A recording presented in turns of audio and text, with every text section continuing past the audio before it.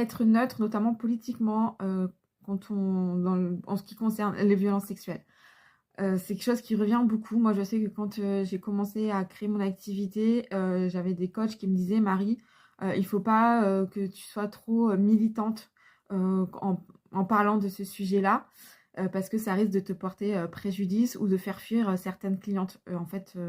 Bah non, parce qu'en fait, mon activité, que ce soit mon activité d'accompagnante coach ou ce que je suis en train de créer, les formations, conférences à destination du grand public, à destination des professionnels ou futurs professionnels, tout ça s'inscrit dans un même système, dans une même lutte pour lutter contre les violences sexuelles, notamment faites aux enfants, pour créer un monde, une société qui soit plus juste, qui soit plus protectrice, euh, et puis pour démonter tout ce système de domination qui en fait crée toutes ces violences.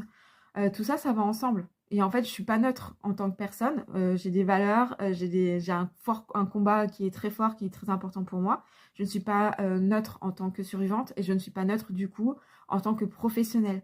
Et je ne changerai pas parce que c'est hyper important. Et pour moi, tout ça s'inscrit, ça va ensemble. En fait, c'est cohérent.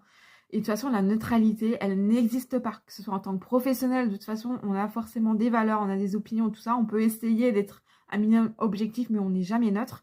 Et puis pareil, quand il s'agit d'affaires de violences sexuelles, en fait, bah, c'est soit tu soutiens la victime ou soit tu soutiens l'agresseur. Tu peux pas être neutre non plus en réalité, ça n'existe pas la neutralité. Et ça commence à me saouler d'entendre ça. Donc non, je ne suis pas neutre. La lutte contre les violences sexuelles, elle est politique, que ça plaise ou pas. Et moi, je ne changerai pas parce que c'est hyper important pour moi et peu importe si ça déplaît.